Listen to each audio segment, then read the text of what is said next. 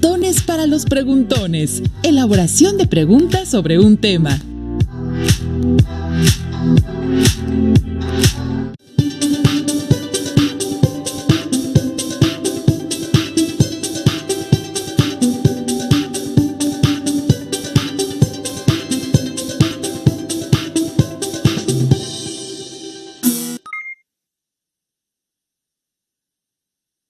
Reciban una cordial bienvenida a una sesión más de Lengua Materna 2 para alumnas y alumnos de secundaria. Es un gusto encontrarnos por aquí de nuevo.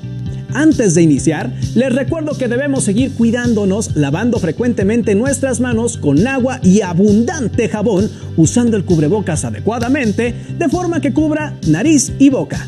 Y aunque juntos, guardar y pedir la sana distancia. La salud es primero.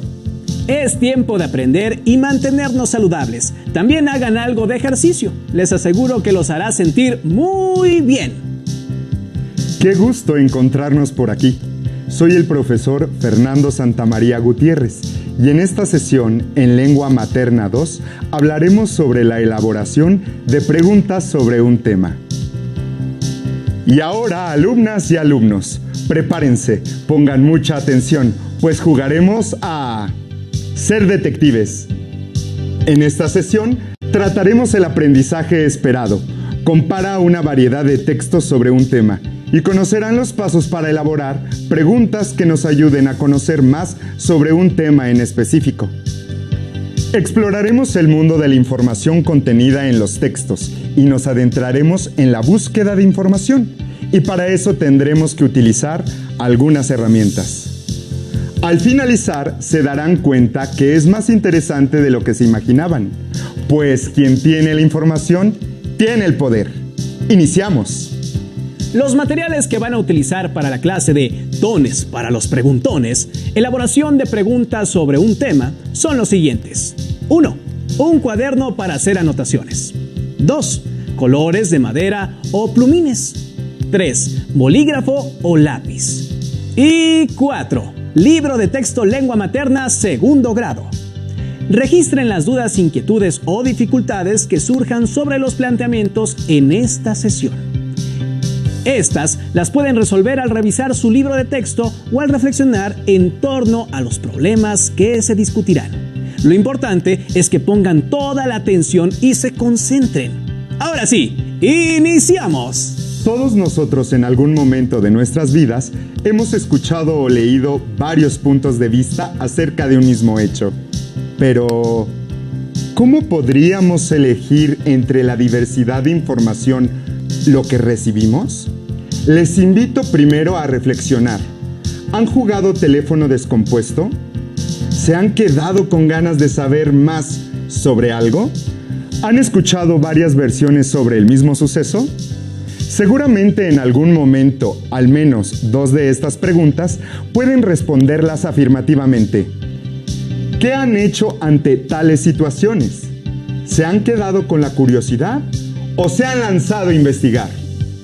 Ahora bien, ¿recuerdan a qué le llamamos textos? ¿Qué tipo de textos han leído? Bueno, llamamos texto a todo lo que se dice en el cuerpo de una obra manuscrita o impresa. Existen varios tipos de textos. Desde la primaria lo han revisado, los han estudiado y en ocasiones han generado textos propios. ¿Recuerdan algún tipo de texto?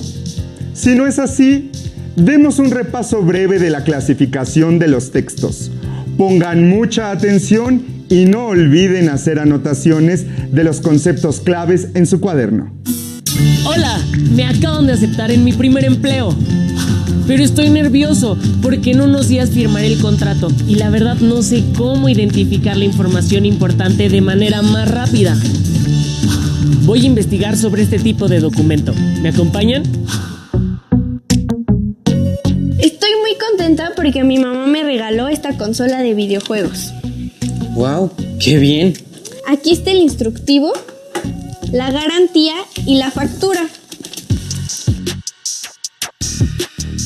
¿Para qué servirá la información de todos estos documentos? No sé, y entre tanta información no sabría cómo identificar los datos importantes. Vamos a investigar en internet sobre cómo se leen este tipo de documentos, porque algún día los utilizaremos. Sí. De acuerdo con la manera en que se presenta un texto en cualquier tipo de escrito o documento, estos se clasifican en continuos, discontinuos y mixtos. Las noticias y los artículos en periódicos, así como los ensayos, los cuentos y las novelas, son textos continuos. Para comprender el mensaje de estos textos, se tienen que leer desde el inicio hacia el final. En cambio, los mapas, tablas e infografías son textos discontinuos, porque se puede elegir la sección con la cual iniciar su lectura. Algunos documentos, como artículos publicados en periódicos o revistas, ofrecen tablas con datos y fechas que se explican en el mismo texto. Por esta razón, se les conoce como textos mixtos. Una gran parte de los documentos administrativos y legales son discontinuos o mixtos, razón por la cual su lectura no es necesariamente lineal. De hecho, es posible leerlos de muchas maneras y con propósitos diversos. Sea un texto continuo, discontinuo o mixto, primero hay que explorarlo de manera general. Esto nos va a permitir reconocer su extensión y darnos una idea de su estructura, es decir, de las partes que lo componen. El título es fundamental para saber de qué documento se trata. Una factura, una garantía, un contrato, etc. Los subtítulos que encabezan textos, tablas o gráficas indican el tipo de información que se va a presentar. Visualmente, estos elementos se distinguen por estar en letras mayúsculas, versálitas, negras o subrayadas. En documentos legales y administrativos, las marcas gráficas ayudan a identificar además el tipo de información, fechas, cantidades, términos importantes, nombres, etc. Mira, aquí está el nombre y el logotipo de la empresa. Y aquí están sus datos. ¿En dónde está mi domicilio? Quiero verificarlo. Aquí, en esta parte, donde dice receptor y enseguida domicilio. Se puede distinguir fácilmente porque está con mayúsculas y negritas. Cierto, qué bueno que así podemos identificar fácilmente los datos importantes. Vamos a jugar. Sí, Estoy listo para firmar mi contrato de trabajo. Con estas estrategias puedo encontrar más fácil y rápido la información en los documentos legales y administrativos. ¿Ustedes también? Espero que sí. Adiós. Como observaron en el video, todos los días convivimos con todo tipo de textos, pues no solo son parte de nuestra vida diaria y académica, sino que enriquecen nuestro conocimiento y nos ayudan a ver el mundo de otra manera. Recuerden un texto que hayan leído por gusto u obligación acerca de un tema o un asunto relevante en su comunidad, incluso por una tarea que requieran. Por ejemplo, investigar acerca de los cambios en la adolescencia, o un hecho histórico, o cuando buscan información que les ha parecido interesante. Piensen, por ejemplo, en el tema más escuchado en estos momentos. Creo que todos sabemos con facilidad cuál es el más popular. ¿En qué tipo de textos buscaríamos información sobre esa fuente? Ahora imaginen, ¿cuántos textos distintos podrían existir acerca de un tema? ¡Muchísimos! Como saben, por cada tema hay una cantidad ilimitada de información, y esta puede ser de diferentes autores y múltiples fuentes de consulta, y cada una con tratamientos distintos. ¿Saben cómo podemos ayudarnos a encontrar la información dentro de los textos de forma clara y precisa? Es muy fácil, ¿verdad, profesor? Ya lo verán. Ahora les propongo que imaginariamente nos convirtamos en detectives, dispuestos a resolver un misterio. Y entonces es necesario brindarles las herramientas para esta investigación. ¿Preparados? ¿Recuerdan que en primer grado aprendieron los adverbios interrogativos? Si es que no lo recuerdan, no se preocupen. porque haremos un repaso en este momento, ya que los usaremos como herramienta en nuestra investigación. Piensen en el tipo de preguntas que deben realizarse para encontrar información y observen los adverbios interrogativos para tenerlos como herramientas. Pongan atención y escriban al menos los primeros 5 en su libreta o cuaderno. Oraciones interrogativas directas. ¿Qué? Describe la acción o sucesos. ¿Cómo? Dice la manera o la forma. ¿Quién? ¿Quiénes? Para saber los sujetos de la acción. ¿Dónde? Brinda el lugar. ¿Cuándo? Aporta el tiempo. ¿Cuál? ¿Cuáles? Se usa cuando hay opciones. ¿Por qué? Describe las causas. ¿Cuánto? ¿Cuánta? ¿Cuántos? ¿Cuántas? Da cantidades. Ahora bien, como observaron las preguntas, en general, son estas las que se realizan cuando queremos saber o tener más información acerca de determinado tema. Antes que nada, claro, tenemos que tener un tema definido a investigar y luego pensar cómo organizaremos la información. Ahora veamos la siguiente tabla para entender mejor y no olviden apuntarla en su cuaderno. Esta tabla nos va a marcar cuáles son las preguntas por un lado. Como observarán, es una manera eficaz para encontrar los datos necesarios de la investigación. Como se podrán dar cuenta, en la primera columna se encuentran los adverbios interrogativos, mejor conocidos como preguntas, y en la segunda y tercera columna se encuentran los espacios para contrastar los datos encontrados en diferentes fuentes de consulta. Así podrán tener, de manera condensada, la información obtenida de varios textos sobre el mismo tema e identificar cada rubro por autor. Para practicar ahora, realizaremos un ejercicio visual. Observen la siguiente imagen y mentalmente traten de responder los adverbios interrogativos que acabamos de ver en la tabla. ¿Qué está pasando en la imagen? ¿Quién realiza la acción? ¿Cómo ocurrió? ¿Dónde aconteció? ¿Quiénes están involucrados? Este ejercicio sirve para afinar nuestros sentidos y ponerlos alerta para buscar la información solicitada. Ya vamos recordando todo lo que nos enseñaron de los adverbios interrogativos y sus características, ¿no es así? Ahora bien, ¿fue fácil encontrar las respuestas? Supongo que no todos los aspectos fueron fáciles de localizar o entender. En efecto, en algunos textos podemos encontrar todas las respuestas para nuestras preguntas y en ocasiones nos faltarán datos para resolver todas las interrogantes. ¿En qué tipo de textos confiarían más para realizar una investigación? ¿En un texto incompleto o en uno que tenga mucha información para poder seleccionar los datos que nos sean útiles?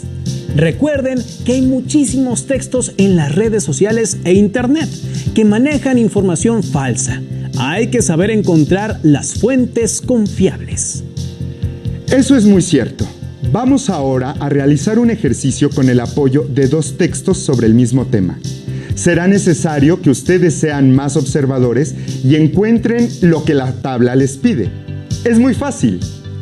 Tecnoadicción, 15 de octubre de 2017. Adicción a las tecnologías, por Enrique Orchansky. Las nuevas generaciones son habitualmente denostadas como tecnoadictas.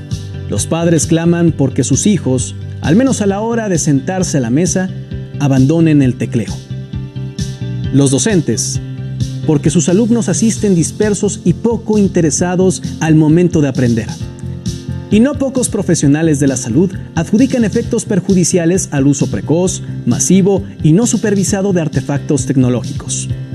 Porque televisores, computadoras personales, tablets y, en especial, teléfonos inteligentes forman parte de la vida de los chicos sin límites para su uso. Ahora bien, ¿qué preguntas o adverbios de los que vimos antes pudieron contestar?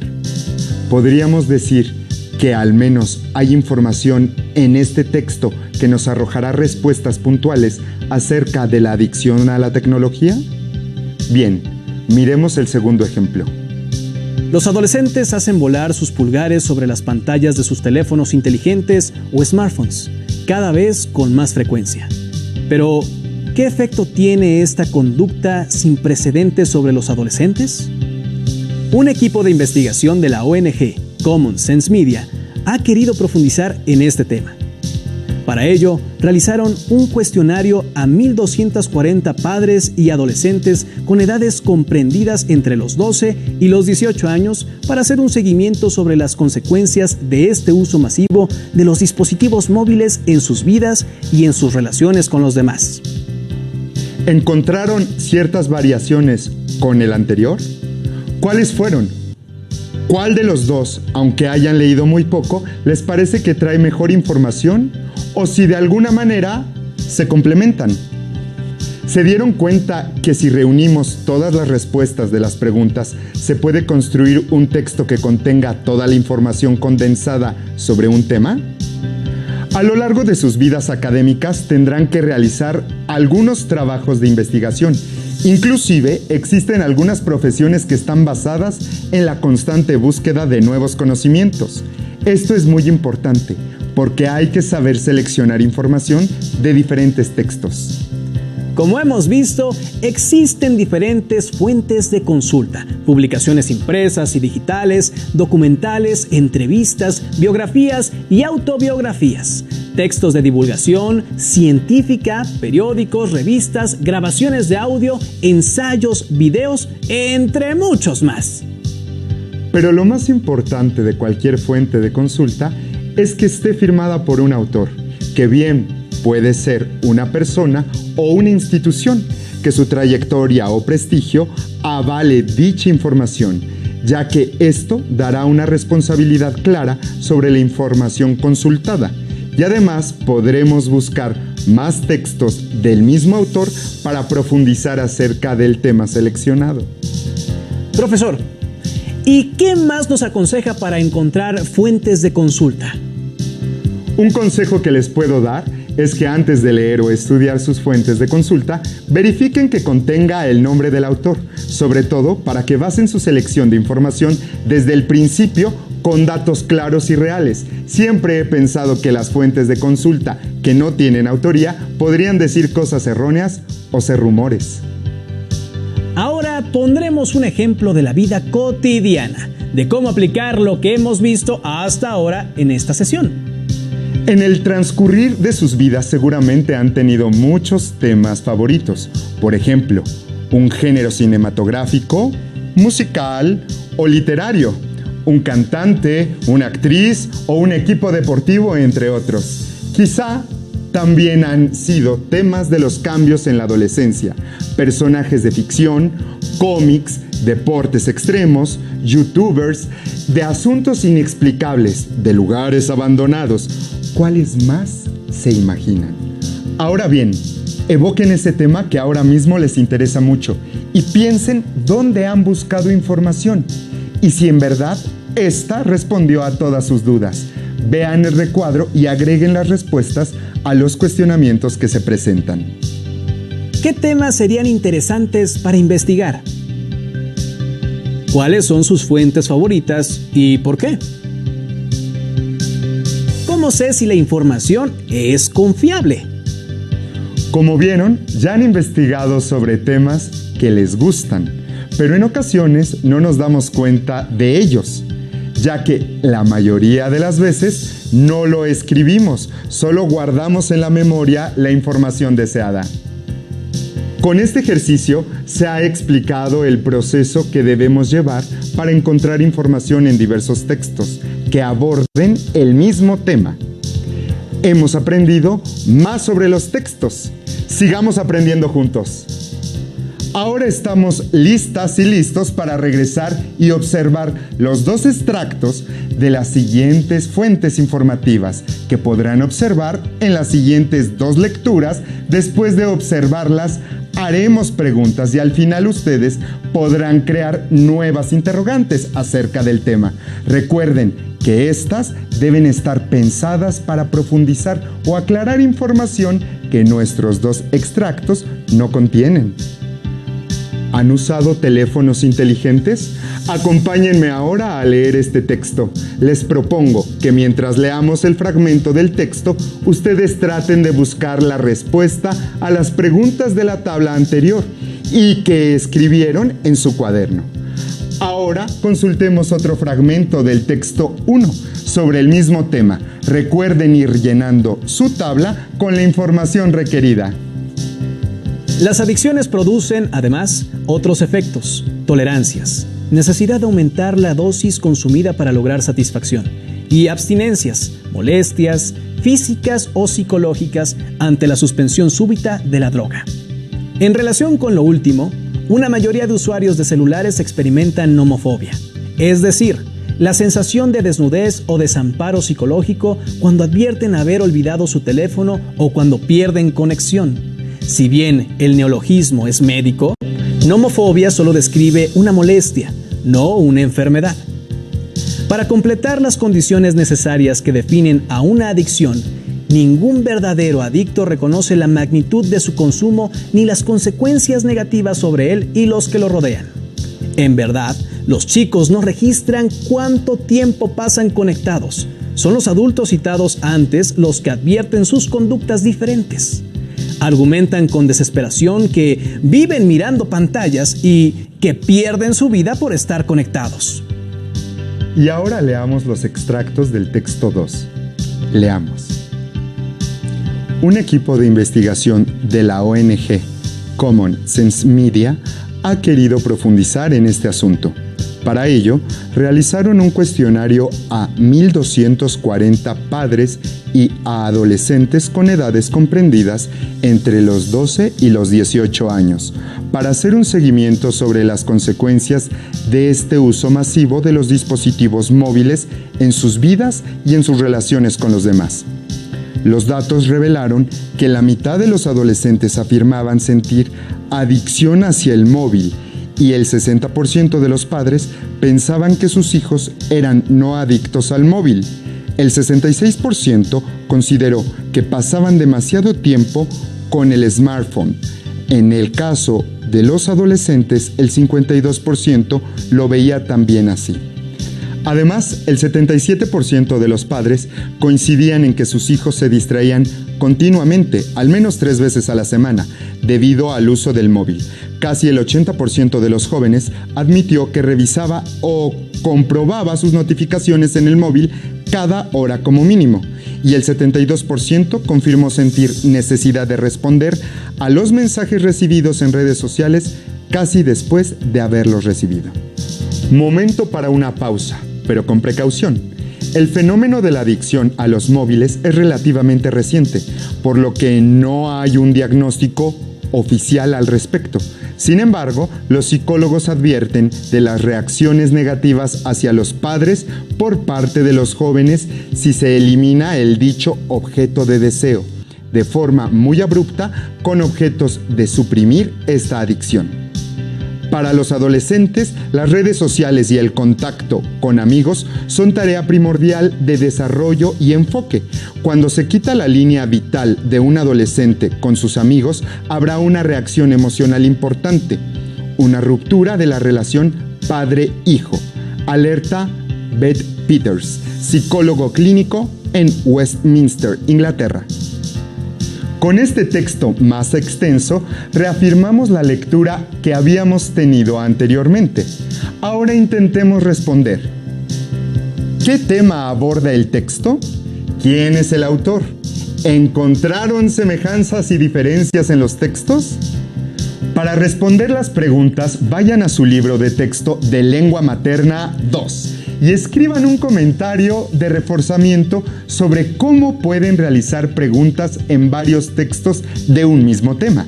Después de leer ambos textos, ¿se pudieron dar cuenta cuál fue la postura de cada autor? ¿Qué texto les gustó más y por qué? Creo que después de conocer 2 puntos de vista sobre un mismo tema, es más fácil poder hacer un comentario sobre el mismo. Es importante tener en cuenta la época en la que fueron escritos los textos que consultamos, pues nosotros podemos compararlos con nuestra realidad y así realizar un contraste escrito sobre los textos y nuestra contemporaneidad. Les propongo que en su cuaderno escriban al menos 2 preguntas que te han generado estos textos a partir de sus experiencias en la actualidad.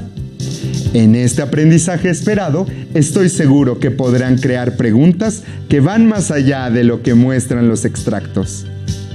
Y aquí, entre nosotros, ¿qué piensan ustedes de los pros y contras del uso del celular?